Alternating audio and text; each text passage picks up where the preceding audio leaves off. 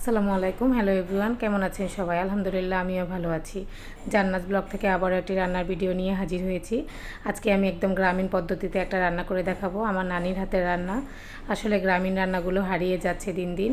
তো প্রথমে আমি পেঁয়াজ, রসুন, টমেটো, কাঁচামরিচ সব কিছু, ধনিয়া গুঁড়ো সব কিছু একসাথে করে দিয়ে আমি মশলাটাকে ভেজে নিব। খুব ভালোভাবে তেলের মধ্যে কষিয়ে নিতে হবে।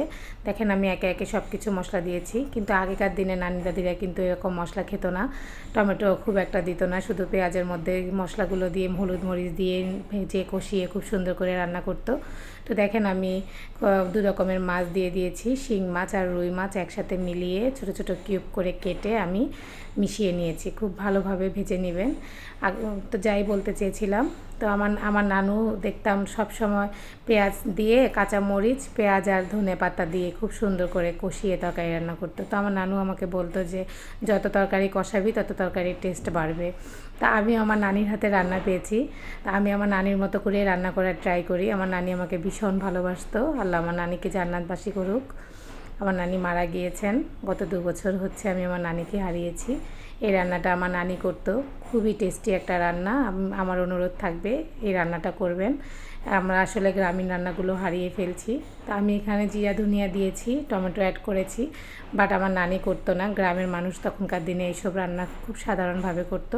তো কষাতে কষাতে আমি এবার ছোটো ছোটো করে বেগুন কেটে নিয়েছি। যেভাবে মাছটা কেটেছি সেভাবে বেগুনও কেটেছি। তরকারি কাটার উপরেই নাকি রান্নার স্বাদ বাড়ে, সৌন্দর্য বাড়ে। তো আমিও সেভাবে রান্না করতে চেয়েছি, সেভাবে কেটেছি, যেভাবে মাছটা কেটেছি সেমভাবে বেগুনটা কেটেছি। তো খুব ভালোভাবে রান্নাটা কষিয়ে নেবেন। এটা আসলে এত সুন্দর একটা তরকারি হয় যে যারা ভুনা ভুনা তরকারি পছন্দ করেন, মাখা মাখা তরকারি, তারা এই তরকারিটা খুব পছন্দ করবেন। খুবই মজার একটি রান্না। একটু ঝালের পরিমাণটা একটু বেশিই দিবেন, আর আমি একটু ঝাল আসলে একটু বেশিই পছন্দ করি। যারা ঝালটা একটু কম খান তারা স্কিপ করতে পারেন। আমি লাল মরিচও বেশি দিয়েছি, আবার কাঁচা মরিচও আমি বেশ কয়েকটা দিয়েছি। তো ভালোভাবে কষাতে কষাতে একদম ঝোলটা যখন শুকিয়ে আসবে, দেখেন খুব সুন্দর একটা কালার এসেছে, একদম সুন্দর একটা কালারফুল রান্না হয়েছে। একদম আমি কিন্তু খুব ভালোভাবে কষাচ্ছি। এরপরে আমি ঢাকনা দিয়ে ঢেকে দিয়েছি আরও কিছুক্ষণ কষানোর জন্য। এটা কিন্তু কষানোর পরেই ঝোলটা বেরিয়েছে। তো এভাবে ঝোল যখন বের হয়ে আসবে তখন আপনারা ভালোভাবে কষাবেন। একটু সময় নিয়ে রান্না করলে আসলে রান্নাগুলো অনেক মজা হয়। তো দেখেন এরপরে আমি গরম পানি দিচ্ছি। অবশ্যই গরম পানি দিবেন তরকারিতে, সব রকমের তরকারিতে যত গরম পানি দিবেন ততই তরকারির টেস্ট থাকবে। দেখেন আমি সুন্দর করে একদম মাখা মাখা ভুনা ভুনা করে নামিয়েছি। আমার বেগুনগুলোও কিন্তু গোটা গোটা আস্তে আস্তে রয়ে গেছে। ব্যাস নামিয়ে নেবেন পোড়া পোড়া করে।